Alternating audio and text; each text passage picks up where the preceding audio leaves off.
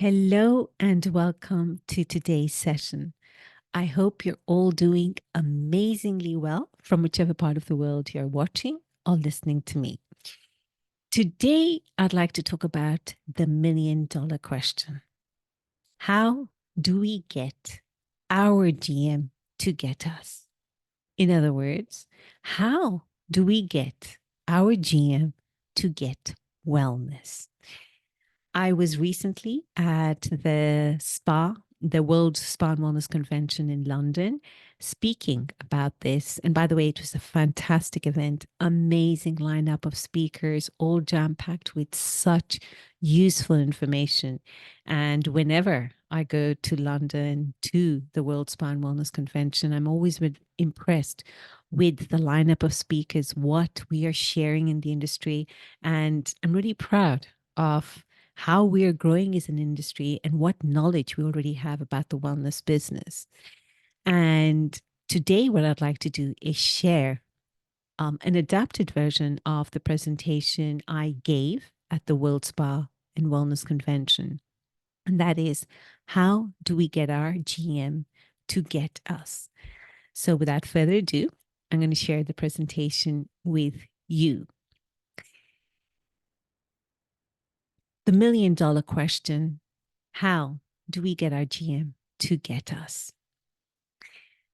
And when we talk about getting our GM to get us, what does it actually mean? What does it mean to get your GM to get you? The answer is actually quite simple. It basically means to create a successful wellness offering. It really is that simple. And what does it mean to create a successful wellness offering? It basically means that you have delivered the 3 outcomes all hospitality businesses are looking for. The first outcome: proud people. And when you can successfully answer, how can we attract, hire, and retain the right people? People who are proud and happy to work with us and serve our guests. You know you're on the right track to at least the first outcome. The second outcome is transformative experiences. And the question to ask yourself here is, how can I deliver truly and utterly remarkable experiences to our guests? Those transformative experiences that stay with our guests for years to come. And when we can confidently answer that question, we know we have ticked the second outcome of 3 to creating a successful wellness offering. And the third outcome, obviously, is stellar performance. So while ensuring the happiness and well-being of our people and delivering those transformative experiences to our guests, how can we ensure we're driving revenue, that our wellness businesses are stellar performers? It's actually that simple. When we want a GM to get us, it means basically deliver that successful wellness offering. And how do you do that? By ticking the box of the 3 principal outcomes: proud people, transformative experiences for our guests, and clearly stellar performance. But as wellness leaders, what we end up doing is we focus on something completely different. We have our own, what I call, motivational triad to get our GM to get us. So in order to drive our businesses forward, instead of focusing on the 3 outcomes: proud people, transformative experiences, and stellar performance, we end up focusing on 3 main areas. The first is resources. So output flows from input. We believe if that we are to deliver extraordinary experiences and keep our teams happy and well, we need the necessary resources. That could be time, that could be money, more support. That's what we feel we need. The second part of the motivational triad is data. So the quality of the decisions we make of our businesses depends heavily on the quality or accuracy of our data, our metrics. And only when we have an accurate snapshot of our businesses are we able to either adopt corrective strategies to course correct, or we have the necessary feedback in order to continue to do what we're doing. And the third side to the motivational triad is confidence. So when we have the necessary resources to operate our wellness businesses optimally, and we have an accurate temperature reading of our business, what's working and what isn't, this gives us, the wellness leader, the confidence we need in order to successfully drive our businesses forward and hopefully deliver on those three outcomes. So it is this motivational triad that helps us wellness leaders take our wellness business across the finish line. That is what we believe we need. That is our motivational triad. However, when it comes to being a spa and wellness leader in a hotel, the harsh reality is that many wellness leaders report to have scarce resources. We don't have the resources we need. We feel that in some cases, the budget we're given barely covers operational costs. We feel like we are the most neglected department of the hotel. And we always feel like we've been shortchanged in some shape, way, or form. Like we're given the leftover of budgets after rooms and food and beverage have had the pick. We also have inaccurate data because either the spa software system has a few errors, which we don't quite know why they don't tally with the hotel's numbers, and many times we don't know how the system has been configured, hence we don't know where to start to find any discrepancies that there might be in our numbers. Additionally, many times we've manually filled out so many Excel sheets with so many different formulas, we kind of lose track of what we're tracking and why. We're just tracking the numbers to keep everyone happy, but we're still not 100% confident as to why we are measuring that data. And we still don't know if they're 100% accurate. And as a result, we don't have the confidence to drive our wellness business forward. We don't have the confidence to create a successful wellness offering. We don't have the resources, and we don't have an accurate temperature reading of our businesses. And it's difficult to have that unwavering confidence we need. So we kind of find ourselves in this catch-22 situation. We really want to drive our businesses forward, but we can't. We really do want to have success with wellness, but we can't. And we believe that we are not having success with our wellness offering because our GM doesn't get us, because our GM does not get wellness. However, the reason we find ourselves in this conundrum is because we're focusing on the wrong part of the wellness value iceberg. So after evaluating all the spa and wellness businesses I've managed, and also those wellness leaders I've guided through their journey, what I have noticed is that most times, without even realizing it, most of us wellness leaders spend our time at the tip of the iceberg. That is the part that is visible. We are collecting numbers.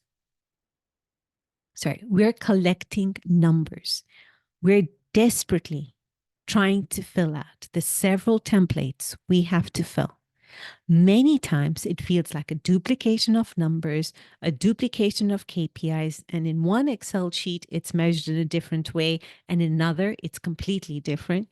And sometimes we don't even know why we are measuring a certain KPI because it really does not make sense for our particular spa. So we're just fundamentally collecting numbers. So we end up focusing on just data, on information. That is all the information we need to collect in order to tick off our daily and weekly and monthly checklists. So every single person who's asking us for data are happy. We're not 100% sure how we filled it out. We're not 100% sure of the accuracy, but we filled it out. However, when we focus on information, that is the what happens is that we only touch a tiny part of the surface of the complexity of our wellness business. And we're inadvertently making ourselves vulnerable to the tilts and shifts of errors and changes. And it's at the tip of the iceberg that we get hit the hardest by winds and other stormy conditions. And when we extrapolate that metaphor to our daily operations, that is when we're hit by our general manager, our directors of finance, or our regional global directors of wellness, so that we provide them with the necessary information so that they can make decisions about our business, because we don't have the confidence to make the right decisions about our wellness offering. We are unable to make our wellness offering successful. And ironically, the tip of the surface is actually the part that has the least impact on the iceberg. What makes the iceberg move is actually its base. But as wellness leaders, we end up spending the majority of our time at the tip, the place where we really can't have any impact, but where we are hit the hardest by external conditions. So we kind of get ourselves stuck in the situation that doesn't serve us or our wellness business. We have this inaccurate data. We're just stuck on the what. We just get paralyzed at the tip. And we also expose ourselves to unnecessary tilts and shifts and external conditions. But when we start focusing on the why, when we get beyond the what we're collecting, what data we're collecting, and we actually look into the why, that is the knowledge. When we start to think about what it means to collect all these numbers, we are genuinely understanding the why. We start to go below the surface. We start focusing on linking the numbers to our wellness businesses. We begin to understand what those metrics are telling us about our business. We're able to genuinely measure performance against past performance and also budget. And we're also able to develop strategies to reach budget. And this is where the vast majority of seasoned wellness leaders find themselves. And this is actually quite a great place to be at, because we finally understand what information we're collecting, from where, which sources, and we're also able to understand why we're picking up that information so that we can develop the right strategies to at least get to our budget. And it feels really nice to be in the situation. However, even then, having the knowledge and understanding why you need to collect all that information doesn't truly help you make the impact you want to drive your business forward to truly creating a mind-blowingly successful wellness offering. When you get to the base of the iceberg, you're actually playing a whole different ballgame. This is where the true power of leadership lies. It is in the base of the value iceberg where you can make huge impact, make a hugely successful wellness business, because it is at the base where we actually move the entire iceberg. It's the base that does that movement.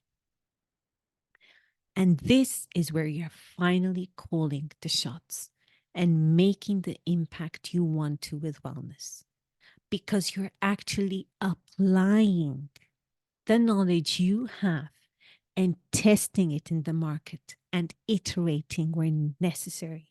You're experimenting. You are pushing for exponential growth because you have nailed or are in the process of nailing how to apply all the information and knowledge you have to actually create that wildly successful wellness offering. That's when you're making the big difference. That is when you get your GM to get you, because finally you are getting your GM. So if you want to get your GM to get you, you, my wellness leader friend, will need to get them first. And the question is, how do you do that? How do you get to that base? How do you make that impact? How do you know you're applying the right knowledge and doing it in the right way?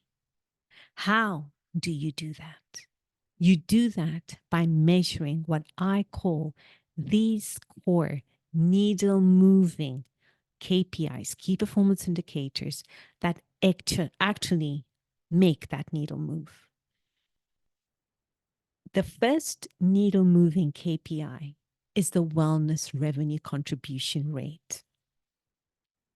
You calculate your wellness revenue contribution rate by taking your total direct revenue from all your wellness related offerings, that is spa, memberships, gym, and any other wellness related activities that falls under the spa and wellness P&L, and you divide that number by the entire revenue of the hotel. So that is all the departments, food and beverage, rooms, other minor operating departments, including spa and wellness.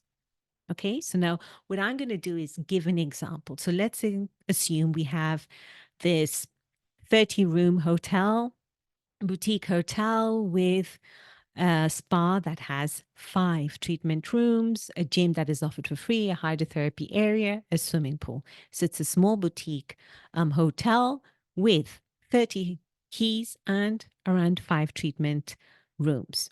Now, this spa is generating a total of 450,000 euros. So the total annual revenue from wellness, let's assume, was 450,000 euros. And the total annual revenue of the entire hotel, so that includes rooms, food and beverage, wellness, and the other minor operating departments, was 15 million euros. The wellness revenue contribution rate would be 3%. That is 450,000 euros divided by that 15 million euros, and you get 3%.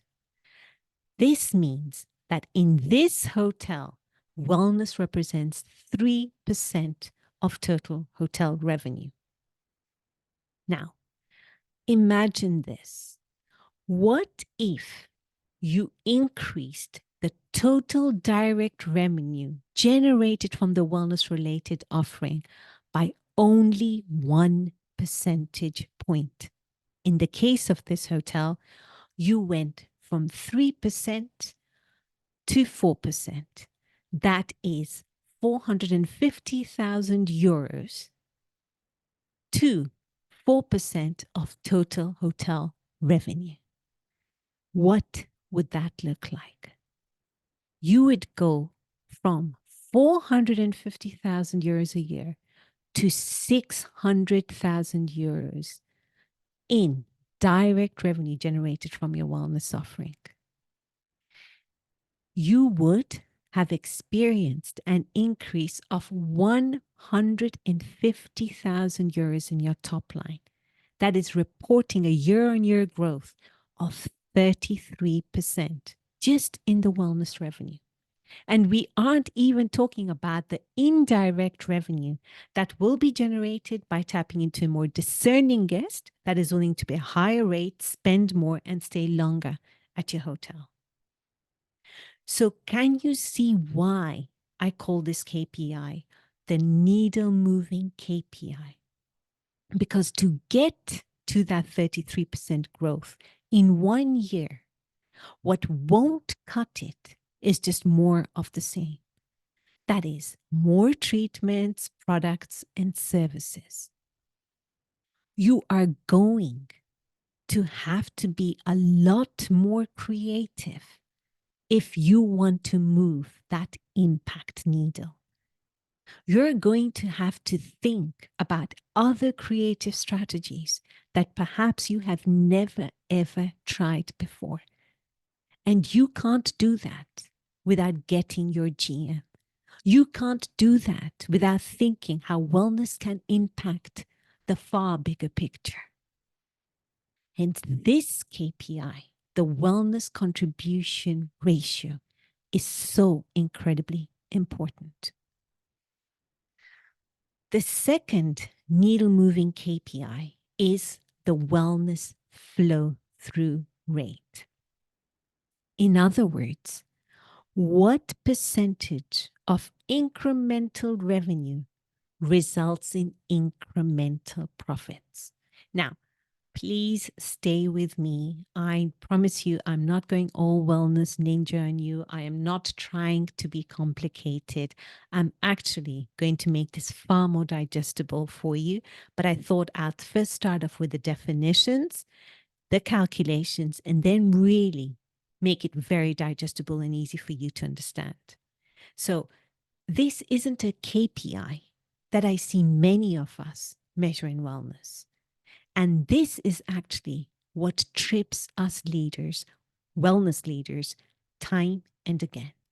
And I know that because I too have fallen into the trap of not measuring this so important KPI. But this is a KPI that every hotelier does measure. Your GM and your director of finance are both measuring this KPI very, very carefully, even if you want, of your entire hotel, of food and beverage, and even if it doesn't feel that way, also of your wellness operations. They have a close eye on this KPI, even if they don't care about that whole gamut of KPIs that you measure for your spa. And this is such a key KPI because it helps us keep a close pulse on our business, on our profitability, on what our owners take into their pockets at the end of the day. And once we understand this KPI, it all falls into place. The penny finally drops. And I know that because it happened to me. Because you, then my wellness leader friend, actually finally get your GM and your director of finance. You get why, when you are proposing this amazing wellness idea or service that is going to generate so much more in top line, why your GM or DOF is not doing cartwheels. Now, I'm going to first get into the calculation so we understand how we calculate it, put some numbers so you can just, so you can follow me how this actually makes sense and why they measure this KPI. So you calculate your wellness flow through by subtracting your previous period's GOP, that's your gross operating profit, from your current period's GOP, gross operating profit, and you divide that from the difference in the total wellness revenue from the previous period. So if we look at our formula over here, it's the current period GOP. Let's say it's February 2000 and the GOP of your wellness operation in February 2024 and you subtract that from the previous period's GOP. That is, you're subtracting February of 2023, the gross operating profit. And you divide that by the current period revenue minus the previous period revenue. So the revenue, for example, from February 2024 current period, you're minusing February 2023 revenue. Okay, that's what you're dividing it by. Now let's go back to the example of our boutique hotel where we are currently generating 450 grand in revenue, and the hotel is generating 15 million. Okay. And let's assume that last year, your total wellness revenue was 400 grand. And we know that this year we've got 450 grand. And let's plug those numbers there. That goes, remember, the revenue at the bottom. And this year, the wellness GOP is 50K, whereas last year it was 65K. Okay. This means that we have a difference of minus 15,000 in the GOP divided by the 50 grand difference. That means we have a wellness flow through of minus 30. Okay, let me go back and say this again. While this year we have generated 450,000 euros, that is 50,000 euros more than last year's revenue, we've actually generated only 50,000 euros this year in profitability. That is 15,000 euros less than last year, when last year's profitability was 65,000 euros. So although last year we had less revenue, we generated 400,000 euros from our wellness offering, we made a profit of 65,000 euros.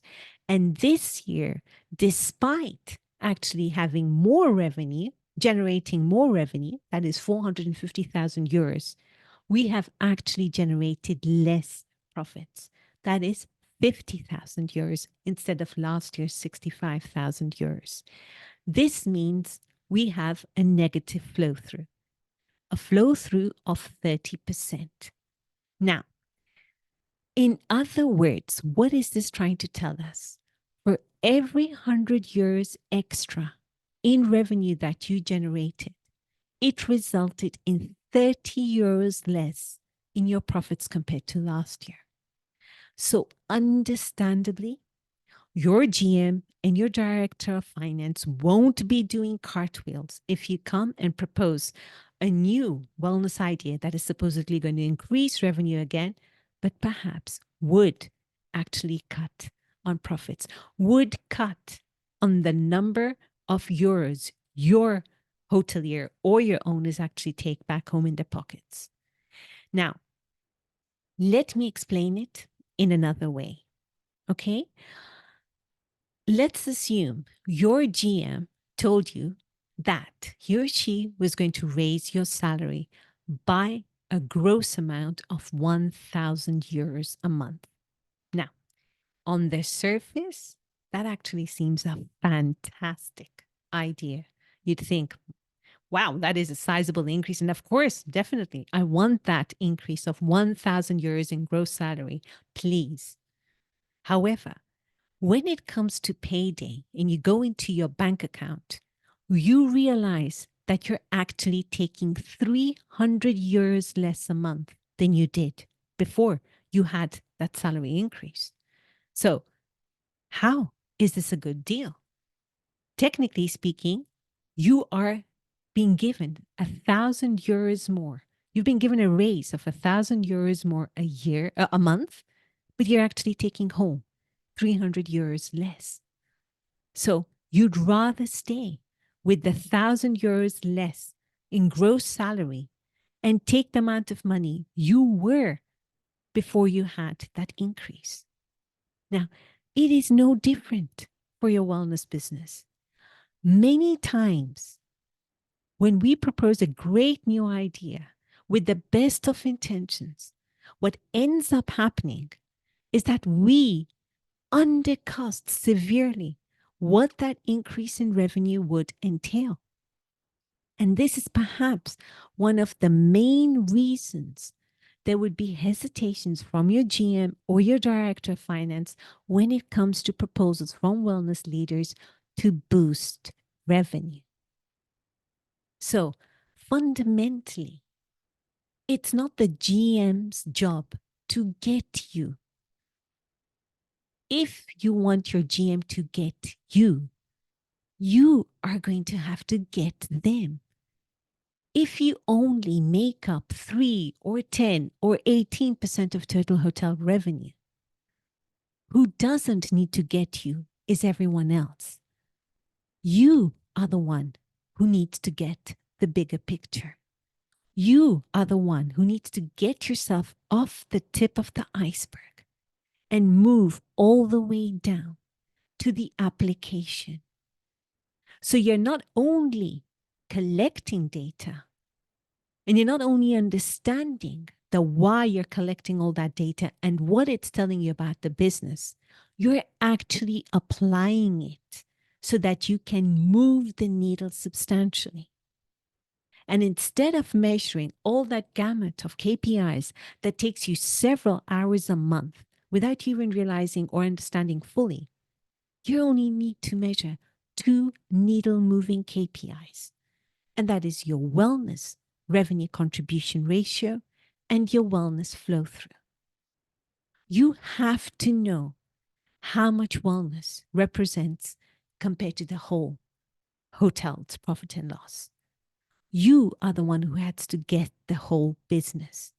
And if you are to increase something by only 1 percentage point, that is your wellness revenue contribution ratio, going from 3% to 4%, it offers you a very different perspective.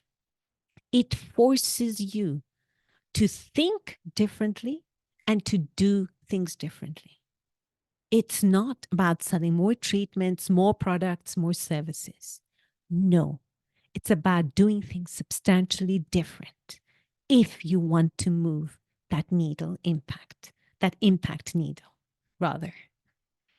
And also, while it's fantastic to move top line, it's incredibly important to keep a very close eye on profitability and not the age-old ways of increasing profits. That's cutting costs, get rid of staff and, tighten expenses. That doesn't need any genius behind that. And nor is your GM or director of finance looking for that.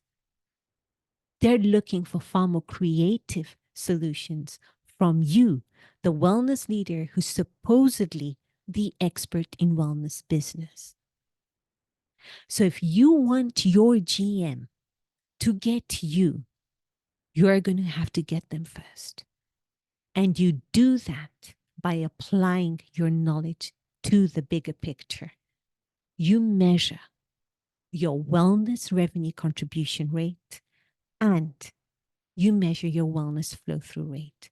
Those 2 KPIs will help you keep yourself away from the weeds and actually focus on the activities that move your wellness business forward, that create that successful wellness offering, that deliver the outcomes your GM and owners are looking for.